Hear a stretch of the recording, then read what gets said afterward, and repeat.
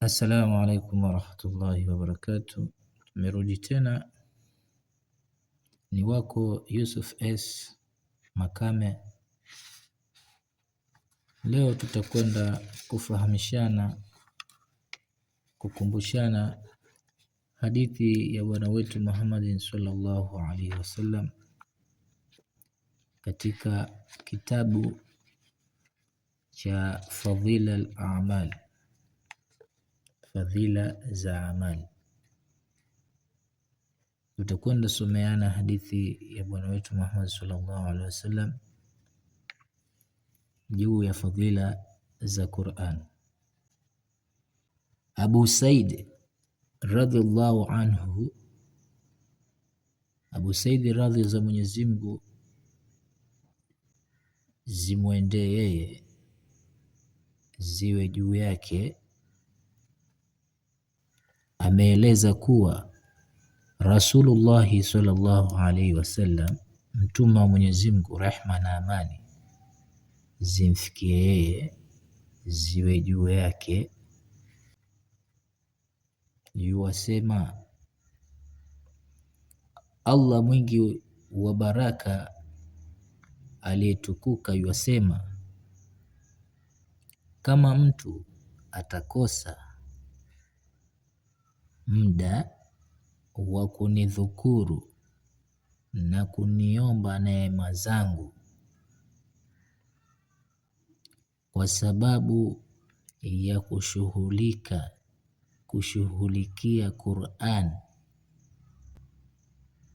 nitampa bora zaidi kuliko niwapayo waombaji wengine. Utukufu wa maneno ya Allah kuzidi maneno mengine ni kama utukufu wa Allah dhidi ya viumbe vyake. Abu Said radhiallahu anhu amesimulia kuwa Rasulullah sallallahu alaihi wasallam yuwasema, Allah tabaraka wa taala yuwasema, kama mtu atakosa muda wa kunidhukuru na kuniomba neema zangu, nitampa bora zaidi kuliko nayowapa waombaji wengine. Utukufu wa maneno ya Allah juu ya maneno mengine ni kama utukufu wa Allah dhidi ya viumbe vyake. Bimaana kwamba wewe au mimi au mwingine yoyote akawa kazi yake ni kushughulika tu na Qur'ani, kuifanyia kazi, kuisoma, kuifundisha, kuitekeleza kivitendo, basi Allah atampa bora zaidi kuliko ya wale ambao wanaomba mara kwa mara, wanamdhukuru Allah mara kwa mara. Atampa bora zaidi yule mwenye kusoma Qur'ani na kushughulika na Qur'ani, atapewa bora zaidi ya zile ambavyo Allah anawapatia wale waombaji wengine. Yani akawa mtu yeye hana time ya kufanya dhikri, ya kuomba dua, lakini yeye time yake ni Qur'ani tu, yashughulika na Qur'ani tu, basi Allah atampa bora zaidi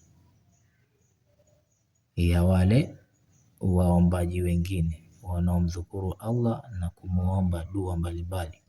Yeye atapata bora yao, atakuwa juu yao. Nafikiri hadithi imefahamika. Hii inamaanisha kwamba sisi katika maisha yetu, katika uhai wetu, tufanye juhudi sana ya kushughulika na kitabu cha Allah, kukisoma mara kwa mara, kukifanyia kazi, kufundisha. Tutapata bora zaidi ya yale matakwa yetu tunayoyahitaji ya kila siku hapa duniani na kesho akhera. Wabillahi taufiki. Mwenyezi Mungu atuwezeshe tuwe miongoni mwa wenye kusikia maneno na kuyatekeleza kivitendo katika maisha yetu. Allahumma amin. Jazakumullahu khair. Allah atuwezeshe tukutane tena kwa kipindi chingine kijacho insha Allah.